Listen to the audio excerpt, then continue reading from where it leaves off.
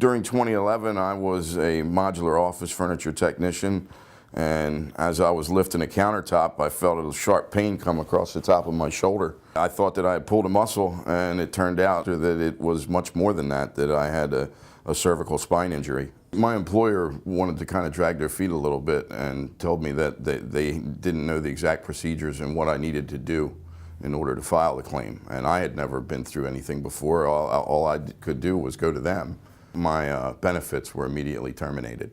And then when I was finally released to go back to work, that's when they said that my employment was terminated at the time that my benefits were terminated.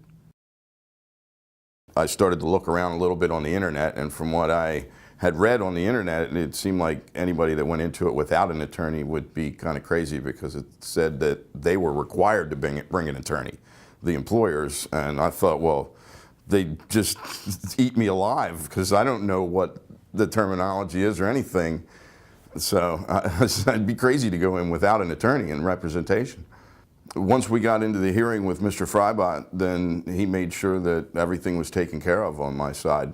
And the board ultimately agreed that, you know, I was injured on the job, and that I should be eligible for at least to be fixed.